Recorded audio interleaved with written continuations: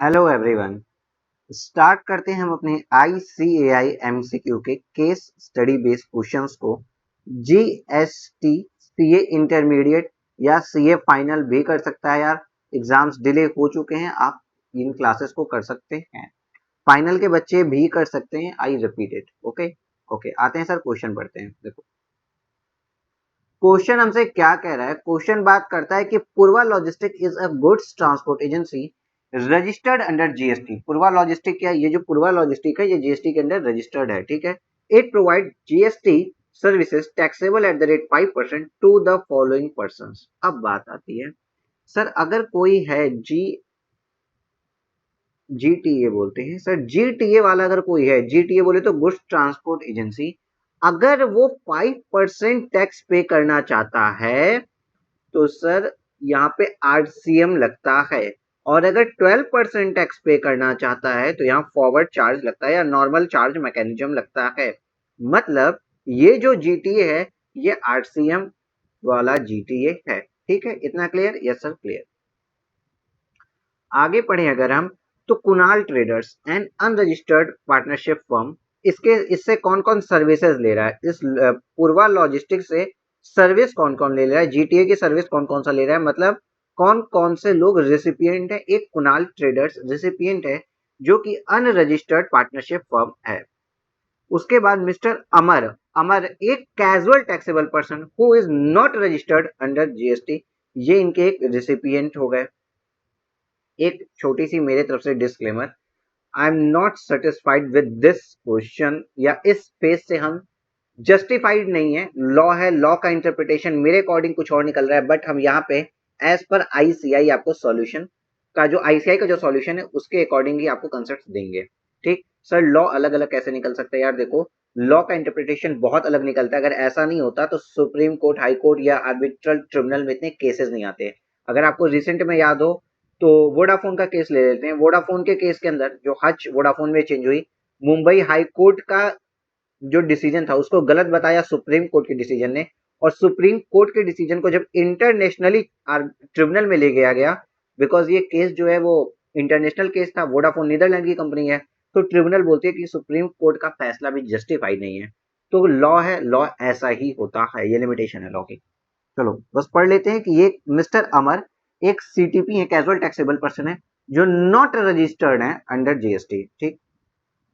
तीसरी बात, small trader cooperative society registered under societies registration act, ठीक है sir. In a particular consignment Purva logistic transported the following, क्या क्या एक अलग है यहां से क्वेश्चन, बात अलग किया कि एक पर्टिकुलर कंसाइनमेंट थी जहां पे पूर्वा लॉजिस्टिक ने कुछ चीजों को ट्रांसपोर्ट किया, जिसमें है डिफेंस इक्विपमेंट, रेलवे इक्विपमेंट और ऑर्गेनिक मैन्योर, ठीक है सर। इसके बाद बात करें तो Purva logistic opted to charge GST at the rate 12% from October. यहां से अब आपको अलग बात समझनी है, यहां से आप रेगुलर स्कीम के अंदर तो आई थे ही, मतलब यहां से आपके ऊपर नॉर्मल चार्ज मैकेनिज्म लगेगा। इसके पहले आपके रिसिपिएंट आरसीएम में टैक्स पे करते हैं, लेकिन अब चूंकि 12% पे पूर्वा लॉजिस्टिक आ चुका है, इसलिए अब ये नॉर्मल चार्ज मैकेनिज्म या जिसको आप फॉरवर्ड चार्ज मैकेनिज्म कह सकते हैं, इसके तहत टैक्स पे करेगा। अब आरसीएम की बात नहीं होगी, ठीक है। It provide GTA service to Bama Steel Private Limited on 1st October and issue an invoice dated 5th of November. Payment was received on 6th of November. तो भैया पूर्वा लॉजिस्टिक कौन है? एक सर्विस प्रोवाइडर है जिसने सर्विस दी है, service दी है बामा स्टील को 1 अक्टूबर को। तो भाई 30 दिन के अंदर, 30 डेज के अंदर अंदर तो इनवॉइस इशू कर देनी चाहिए, लेकिन यहाँ 5 नवंबर को हुई है, मतलब 30 डेज के अंदर इनवॉइस इशू नहीं हुई है। तो टाइम ऑफ सप्लाई मेरा आ जाएगा प्रोविजन ऑफ सर्विस, मतलब 1 अक्टूबर या जिस डेट में 6 नवंबर पेमेंट रिसीव हुआ, which ever is earlier. Please speed को मैनेज कर लीजिएगा। तो यहाँ पे सर मेरा टाइम ऑफ सप्लाई आता है 1 अक्टूबर, ठीक ठीक है सर जी। आगे क्वेश्चन पढ़ते हैं, तो it provide both inter state and intra state service of various registered as well as unregistered person. ये रजिस्टर्ड को भी, सही बात है भाई, ट्रांसपोर्टर चाहे तो रजिस्टर्ड को दे या अनरजिस्टर्ड, दोनों को ही देते हैं जनरली, ठीक है sir ji. Based on information provided above, choose the most appropriate answer for the following question. आपको मोस्ट अप्रोप्रिएट आंसर्स को चूज करना है। चलो हम यहाँ पे आते हैं, आपको क्वेश्चन नंबर हम 12.3 से पढ़ाते हैं। What will be the time of supply in respect of the service provided by Purva Logistics to Bama Steel Private Limited? Sir बामा स्टील प्राइवेट लिमिटेड को टाइम ऑफ सप्लाई पूछा है सर। हमने अभी आपको यहाँ बताया 1 अक्टूबर हो जाएगा, इसलिए इस क्वेश्चन का आंसर तो 1 अक्टूबर आना चाहिए। ठीक ठीक है सर जी। 12.4 को पढ़ते हैं sir. Which of the following statement is correct in respect of service provided by Purva Logistics to Bama Steel Private Limited? देखो यहाँ पे क्या हुआ, जब पूर्वा लॉजिस्टिक, यहाँ पे देखिएगा, जब पूर्वा लॉजिस्टिक, ये पूर्वा लॉजिस्टिक 12% में आ चुकी है तो इनके ऊपर क्या लग रहा है सर, नॉर्मल चार्ज मैकेनिज्म 1 अक्टूबर को। और ये बामा स्टील प्राइवेट लिमिटेड को जब सर्विस दे रही है तब ये नॉर्मल चार्ज मैकेनिज्म के अंदर है, क्योंकि 12% का टैक्स रेट पे कर रही है। इसका मतलब यहाँ पे आरसीएम नहीं लगेगा। पूर्वा लॉजिस्टिक जो है नॉर्मल चार्ज मैकेनिज्म के अंदर जीएसटी का पेमेंट करेगी, जो सर्विसेज इसने किसको दी है, बामा स्टील लिमिटेड को दी है। ठीक ठीक है सर। आइए अब पढ़ते हैं यहाँ पे कौन सा स्टेटमेंट करेक्ट है। हमसे क्या पूछा, विच स्टेटमेंट इज करेक्ट। तो Bama steel private limited is liable to pay GST, बिल्कुल भी नहीं सर, यहाँ आरसीएम के प्रोविजन नहीं लग रहे हैं। अगर पूर्वा ने बामा को दिया है और बामा अगर टैक्स पर पे करेगा, वो बामा तब टैक्स पर पे करता अगर आरसीएम लगता, बट यहाँ आरसीएम नहीं लग रहा है, इसका मतलब ये स्टेटमेंट क्या है, गलत है। ठीक है सर जी, यहाँ पे आरसीएम नहीं लग रहा है। Next, Purva logistic is liable to pay GST, sir ये बात भी सही है, पूर्वा लॉजिस्टिक ही लाइबल टू पे जीएसटी है।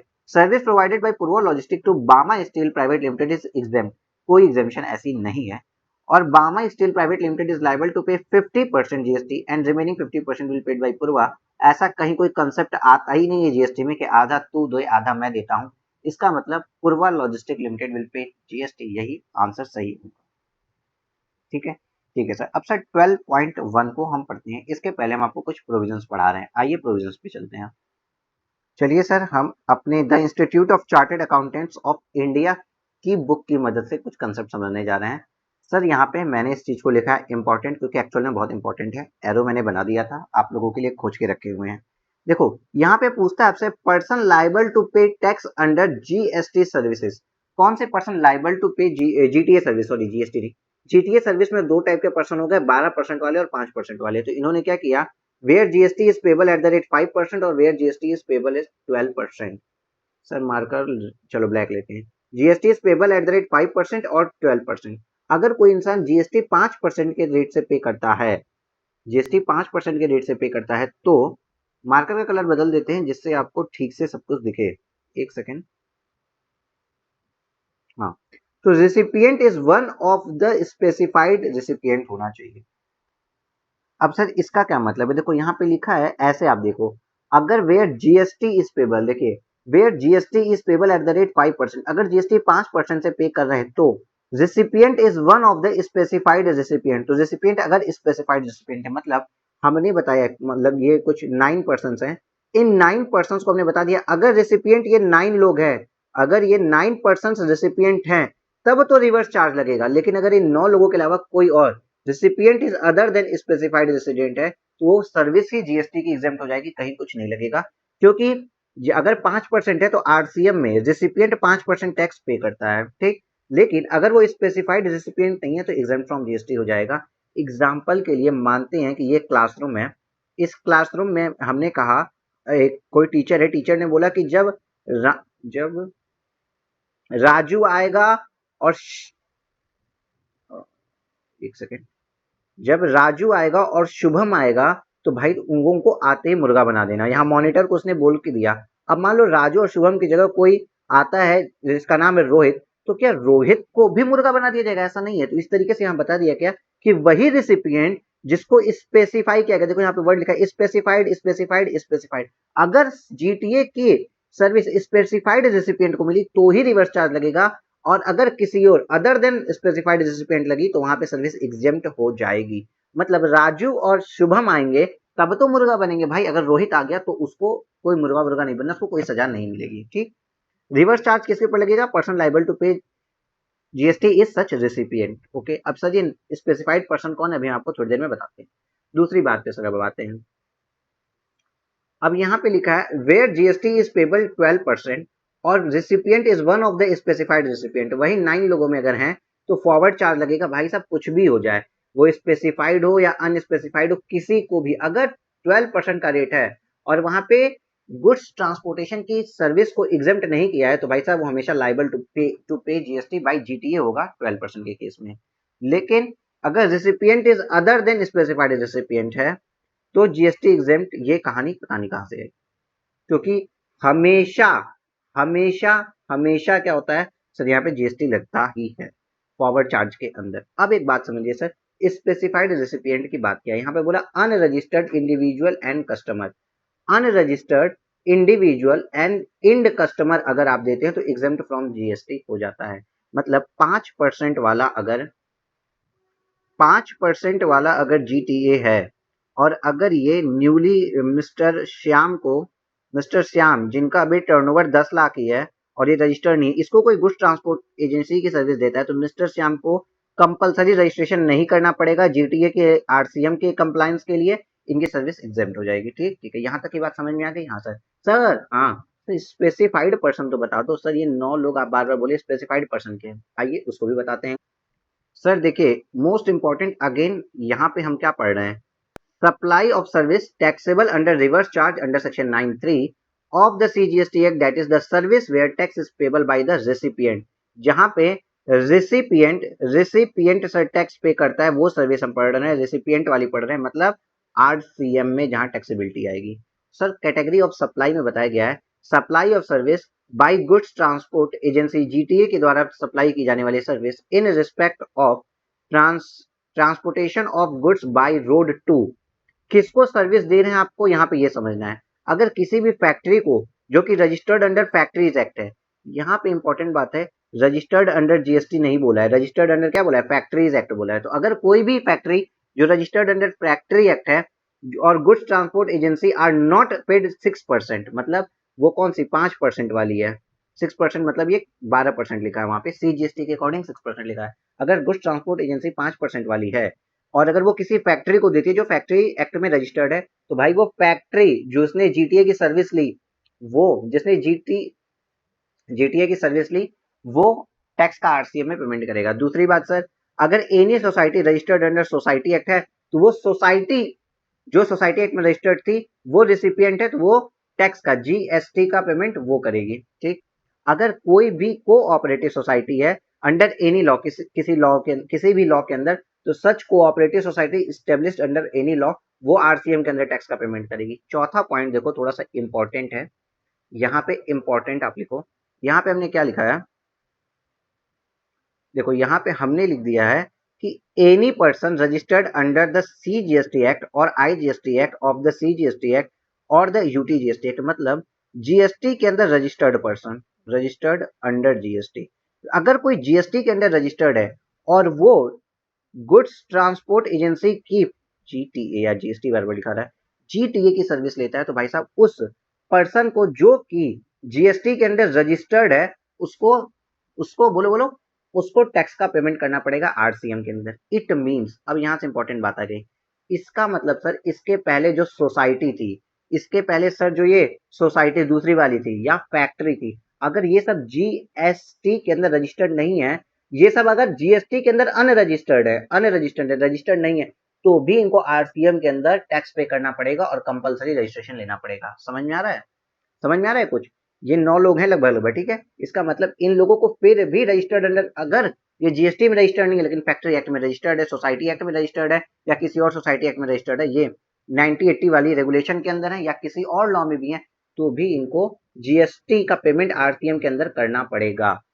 लेकिन अगर एक इंडिविजुअल है सर, इंडिविजुअल अगर अनरजिस्टर्ड है और तो उसने जीटीए की सर्विस ले ली तो सर उसके लिए जीएसटी की नहीं लगेगा, वो एग्जेम्प्ट हो जाता है, क्योंकि यहाँ बोला है any person registered under CGST act, तो उसको देना पड़ेगा। अगर वो पर्सन अनरजिस्टर्ड है और वो इंडिविजुअल है, वो ना ही कोई फैक्ट्री है ना ही कोई सोसाइटी है, तब सर उसके ऊपर जीएसटी की कंप्लाइंस नहीं आएगी। रिवीजन में इतना ही बता सकते थे। देखो, any body corporate established under body corporate under any law, sorry, तो बॉडी कॉर्पोरेट देगा, भले ही वो अनरजिस्टर्ड क्यों ना हो फिर भी उसको टैक्स देना पड़ेगा। Any partnership firm whether registered और not under any law including association of person. Sir partnership firm भी मान लीजिए जीएसटी में रजिस्टर्ड नहीं है, लेकिन अगर उसने गुड्स ट्रांसपोर्ट की सर्विस ली तो पार्टनरशिप फर्म को क्या करना पड़ेगा, क्या करना पड़ेगा सर, जीएसटी का पेमेंट करना पड़ेगा। ठीक ठीक है, और यहाँ पे यही एक लाइन है एनी कैजुअल टैक्सेबल पर्सन, तो casual taxable person located in taxable territory जो है वो भाई साहब जीएसटी का पेमेंट करेगा under RCM. Clear? Yes sir, यहाँ तक की बात क्लियर है। तो अब हम आते हैं अपने क्वेश्चन के ऊपर। अच्छा रुको रुको रुको सर, इसके साथ साथ एक बात और आपको बता देते हैं, साथ ही साथ आपको इतना बता देते हैं कि इसके अंदर गुड्स ट्रांसपोर्ट एजेंसी की कुछ सर्विसेज एग्जेम्प्ट है। सर्विसेज एग्जेम्प्ट है, चलो लगे हाथ बैठे बैठे यहाँ पे उसके बारे में भी पढ़ लिया जाए। अब देखिए हम एग्जेम्पशंस फ्रॉम जीएसटी आपके सीए इंटर की बुक को उठा लिया हमने, जो कि आपके अगेन आईसीएआई की है। एक एमसीक्यू के सिनेरियो बेस्ड एमसीक्यू के लिए हम लगभग 4th पीडीएफ इस समय उठा रहे हैं। ठीक ठीक है, इतना अरेंज करके आपको हम यहाँ पे प्रोवाइड कराएंगे जिससे आपके टाइम की सेविंग हो पाए। देखो गुड्स ट्रांसपोर्ट एजेंसी, बाबू ये पूरा टॉपिक बहुत इंपॉर्टेंट है, इसीलिए हमने इसमें सारे टॉपिक्स को ऐड कर दिया है। गुड्स ट्रांसपोर्ट एजेंसी के लिए कौन सी सर्विसेज एग्जेम्प्ट है, यहाँ पे आप इस पॉइंट ऑफ व्यू को देखिए, जो चीजें एग्जेम्प्ट है जिसपे जीएसटी नहीं लगेगा। Service by way of transportation of goods by road except of services of goods transport agency या कोरियर एजेंसी या इनलैंड वाटर वे। ये service by way of transportation of goods, I guess आपको voice आई होगी, mic नीचे गिर गया था। चलो 20 पे देखते हैं क्या लिखा है। Entry number 20, service by way of transportation of rail और a vessel from one place in India to another place for the another place of the following goods. मतलब हम यहाँ पे क्या कर रहे हैं, ट्रांसपोर्ट तो कर रहे हैं लेकिन बाय रेल या वेसल कर रहे हैं। देखो यहाँ पे थोड़ा इंपॉर्टेंट हो जाना, ये केवल इतनी बात, केवल एंट्री 20 याद रहेगी तो प्रॉब्लम है। यहाँ पे एक बार प्लीज सुन लेना, बाय रेल और vessel, oh please please please please caution attention सब कुछ यहाँ पे करिए, ठीक है। Service by way of transportation by rail, आप यहाँ पे किस चीज से, सिर्फ और सिर्फ रेल गाड़ी, छुक छुक गाड़ी से आपने कुछ चीजों का ट्रांसपोर्टेशन किया है, क्या, from one place in India to another place of India, सिर्फ और सिर्फ विद इन इंडिया की बात हो रही है, सिर्फ और सिर्फ विद इन इंडिया आप कर रहे हो, और किसके द्वारा कर रहे हो, बाय रेल या वेसल। ठीक ठीक है, किस चीज का sir, relief material meant for victims of natural and man made disaster, चाहे कोई नेचुरल डिजास्टर हुआ, बाढ़ वगैरह आ गई, या मैन मेड डिजास्टर हो गया, कहीं पे किसी ने बम फोड़ दिया, या क्लेमिटीज कुछ भी हो गई, एक्सीडेंटल हो गया, मैशअप हो गया, तो उसके लिए जो भी रिलीफ मटेरियल जाता है किसके द्वारा, बाय रेल और by vessel. Again by rail और बाय वेसल, यहाँ पे बाय रोड नहीं लिखा है, अभी यहाँ बाय रोड नहीं लिखा है, वो रेल गाड़ी से जाता है या वेसल से जाता है तो वो एग्जेम्प्ट होता है। दूसरी बात यहाँ पे लिखी, डिफेंस और military equipment by rail, again बार बार देखो भाई साहब, by rail by rail by rail, defence और मिलिट्री इक्विपमेंट अगर बाय रेल जा रहे हैं या बाय वेसल जा रहे हैं, टोपी वोपी जा रही है, टैंक जा रहा है, तो वो भी जीएसटी के दायरे से बाहर है। Newspaper magazine registered with the registrar of newspaper, registered newspaper, अपने मन से आपने कल न्यूज़पेपर छापने लगे उससे मतलब नहीं है, अगर वो रजिस्ट्रार ऑफ न्यूज़पेपर साथ रजिस्टर्ड है तो रेल या वेसल के साथ उनका ट्रांसपोर्टेशन जीएसटी से मुक्त है। रेलवे इक्विपमेंट और मटेरियल बाय रेल, देखो रेलवे, कभी कभी आपने देखा ना रेलवे इक्विपमेंट जाते हैं रेल के द्वारा, मालगाड़ी पे दिखते हैं वो लोग, अगर वो रेलवे इक्विपमेंट या मटेरियल्स अगर रेलगाड़ी या वेसल से जा रहे हैं तो एग्जेम्प्ट हैं, नॉट फ्रॉम रोड, अभी रोड की बात नहीं आ रही है। उसके बाद एग्रीकल्चर प्रोड्यूस, हमने व्हीट या कॉटन, रॉ कॉटन वगैरह अगर हम करते हैं तो कोई दिक्कत नहीं है। Milk, salt, food grains including floor, pulses and rice, देखो मिल्क, सॉल्ट, ये दोनों एग्रीकल्चर प्रोड्यूस नहीं आ गए, मिल्क हुआ ऑस्चराइज मिल्क है तो भी ठीक है, सॉल्ट नमक हो गया, फूड ग्रेन्स इंक्लूडिंग फ्लोर्स, आटा, दालें या चावल भी आपका चलेगा, कोई दिक्कत नहीं है। ऑर्गेनिक मैन्योर को भी अगर आप ट्रांसपोर्टेशन करते हो कैसे, अगर यहाँ पे हम लिख रहे हैं रेल या फिर वेसल से, तो भाई साहब यहाँ पे किसी भी तरीके के जीएसटी की बात नहीं की जाएगी इन दो दो चार दो छह सात 7 चीजों के लिए। लेकिन ये 7 चीजें कहाँ से जानी चाहिए, रेल से जा रही हो या वेसल से जा रही हो।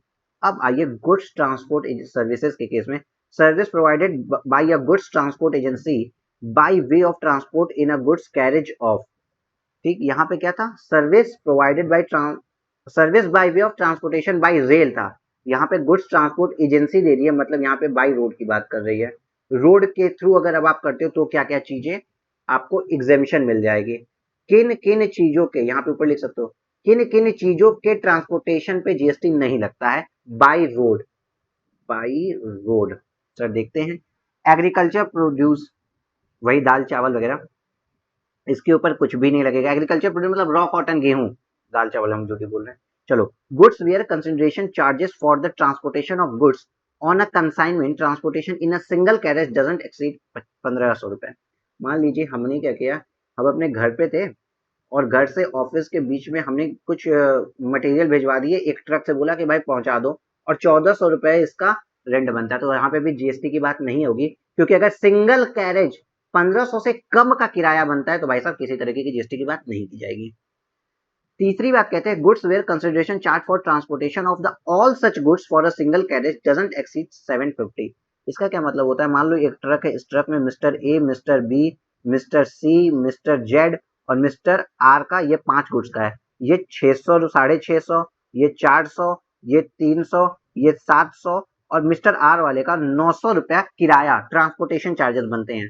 तो ऐसी सिचुएशन में 650 वाला, क्योंकि इसकी एक ये जो एक ए सिंगल कैरेज जो थी, यहाँ पे इसकी बात नहीं कर रहे, हम कह रहे हैं एक ही कैरेज में, इतने बड़े कैरेज में 5 लोगों का माल जा रहा है, तो ऐसे में अगर transportation of all such goods for a single consignee doesn't exceed 750, अगर सबका सबका 750 से कम है, जैसे ये भी 750 से ये भी कम है, ये भी 750 से कम है, ये भी 750 से कम है, तो ये भी 750 से कम है, तो यहाँ पे किसी भी तरीके की जीएसटी की बात नहीं की जाएगी। अब यहाँ पे एक बात आपको ध्यान रखनी है कि यहाँ पे लिखा है सिंगल कंसाइनी, मतलब मिस्टर एक सिंगल कंसाइनी थी 650, बी 400, सी 300, जेड 700, ये भी 750 क्रॉस नहीं हुआ, लेकिन आर चूंकि 900 दे रहे हैं तो इस पे जीएसटी लग जाएगा, क्योंकि ये सिंगल कंसाइनी देख रहा है, सिंगल कैरेज नहीं लिखा है, सिंगल कैरेज ऊपर लिखा था कि पूरे के पूरे ट्रक का किराया ही 1500 रुपए से ज्यादा नहीं हो रहा है, यहाँ सिंगल कंसाइनी वर्ड आया है। Is it clear? Yes sir, clear हो गया। आइए नेक्स्ट पढ़े। तो नेक्स्ट लिखा है milk, salt, food grain including floor pulses and rice, same बात लिखी है। ऑर्गेनिक मैन्योर, सेम बात लिखी है। आप देखिए जो चीजें यहाँ लिखी है लगभग लगभग वही है, कुछ चीजों में डिफरेंस अभी हम बताएंगे। Newspaper and magazine registered with the registrar of newspaper, same बात। Relief material mean victims of the natural and man made disaster, calamities and mishaps, ठीक है। डिफेंस और मिलिट्री इक्विपमेंट, ठीक है सर। सर ये सब चीजें अगर बाई रोड जाती है, अगर ये सब चीजें बाई रोड ट्रांसपोर्ट हो रही है तो भी सर क्या हो गया, एग्जेम्प्ट हो गया। सर क्या नया बताए हो भाई, अब इधर आओ, सबका ध्यान यहाँ होना चाहिए, सबका ध्यान, आंखें खोल लो, अपनी अपनी आंखें खोल लो। सर किस लिए खोले, देखो यहाँ पे लिखा है कि रेलवे इक्विपमेंट, यहाँ पे देखिएगा रेलवे इक्विपमेंट और मटेरियल्स, मतलब रेलवे के इक्विपमेंट या मटेरियल अगर रेलवे से ट्रांसपोर्ट हो रहे हैं, बाई रेल या बाई वेसल हो रहे हैं, तो जीएसटी की बात नहीं की जाएगी। लेकिन रेलवे इक्विपमेंट अगर बाई रोड जा रहे हैं जीटीए से, तो उसको कोई एग्जेम्पशन नहीं है, तो भाई साहब यहाँ पे जीएसटी की बात कर दी जाएगी। ये एक छोटी सी बात आपको बतानी थी। Is it clear? Clear sir. बाकी आगे service provided by GTA to unregistered person के केस में भी आप आगे देख सकते हो, ये पूरी वही सब डिटेल्स लिखी हुई है। आइए अब हम आपको लेके चलते हैं अपने एमसीक्यू पर। आज का वीडियो थोड़ा बड़ा बन रहा है लेकिन ये एक इम्पॉर्टेंट है, ठीक ठीक है सर जी। देखो, which of the following persons are liable to pay GST on reverse charge in respect of GTS services taxable at that 5% provided by Purva logistic. तो किसको रिवर्स चार्ज में देना पड़ेगा, आरसीएम को हम पढ़ा के आपको आए। तो सर देखिए हमने क्या बोला था, अगर अनरजिस्टर्ड है तो उसको पहले हटा देते हैं अनरजिस्टर्ड में, लेकिन अगर कुणाल ट्रेडर जैसे रजिस्टर्ड में पार्टनरशिप फॉर्म अगर अनरजिस्टर्ड है तो भी सर आरसीएम लगेगा, लगा दीजिए। मिस्टर को Amar casual taxable person who is not registered, unregistered है सर, इसके ऊपर आरसीएम हटा दीजिए। मैंने बोला है मेरा एक कन्फ्लिक्ट है लेकिन हम आईसीआई के अकॉर्डिंग पढ़ाएंगे, तो इस बात को हम कहते हैं इसको हटा दीजिए। और स्मॉल ट्रेडर कोऑपरेटिव सोसाइटी, भले ही ये अनरजिस्टर्ड हो, रजिस्टर्ड हो अनरजिस्टर्ड हो कोई मतलब नहीं, अगर ये सोसाइटी रजिस्ट्रेशन एक्ट में है, सोसाइटी रजिस्ट्रेशन एक्ट में है, तो भाई साहब इसके ऊपर भी आरसीएम लगेगा। इस चीज को सबसे पहले हमने बताया था। तो मतलब यहाँ पे आरसीएम किसके ऊपर लग रहा है, जो फैक्ट्री है उसके ऊपर भी और जो सोसाइटी एक्ट में रजिस्टर्ड है उसके ऊपर भी। तो ए और सी के ऊपर आपका आ जाएगा, कुणाल के ऊपर आ जाएगा, स्मॉल ट्रेडर्स के ऊपर आ जाएगा। आपका आंसर होगा फर्स्ट एंड थर्ड, आंसर आपका आएगा बी। देखा जाए बी है क्या, सॉरी सेकंड एंड थर्ड है, sorry sorry C, first and third. देखो फर्स्ट एंड थर्ड आपका आंसर आ गया है यहाँ पे। नेक्स्ट क्वेश्चन पे आते हैं, out of item transported by Purva logistic which of the following is exempt from GST. तो देखो डिफेंस इक्विपमेंट जीएस रोड है, बाई रोड है यहाँ पे, बाई रोड सर, तो डिफेंस इक्विपमेंट रेल से जाए चाहे रोड से जाए always exempt. Railway equipment sir only rail और वेसल से एग्जेम्प्ट है, ओनली रेल एंड वेसल के साथ ही एग्जेम्प्ट है, ऐसे एग्जेम्प्ट नहीं है। ऑर्गेनिक मैन्योर चाहे रोड से जाए चाहे रेल से जाए चाहे वेसल से जाए ऑलवेज एग्जेम्प्ट है। तो मतलब कब एग्जामेशन मिलेगी? डिफेंस में मिलेगी, ऑर्गेनिक मैन्योर में मिलेगी। First and third C option जाएगा आपका, first and third C option जाएगा आपका। ठीक ठीक है सर जी। चलो नेक्स्ट क्वेश्चन पे आए। Question number 12.5, in respect of the which of the following supplies Purva Logistic has to provide invoice voice details in GSTR1? GSTR1 में invoice voice detail किसकी जाती है? सर all supplies जो भी आपने रजिस्टर्ड पर्सन को की है वो सबकी डिटेल जाएगी, और साथ साथ अगर अनरजिस्टर्ड पर्सन को सप्लाई की है जिसका अमाउंट एक्सीड्स है, यहाँ पे लिमिट याद रखना है, एक्सीड हो जाता है 2.5 लाख रुपए और वो अनरजिस्टर्ड है तो उसकी भी डिटेल जाती है। ठीक ठीक है सर। तो देखते हैं यहाँ पे किसकी डिटेल जानी है जीएसटीआर में। Inter state supply of registered person, invoice value not exceeding 2.5 lakh रुपए। तो सर अगर वो रजिस्टर्ड है तब तो जाना ही जाना है।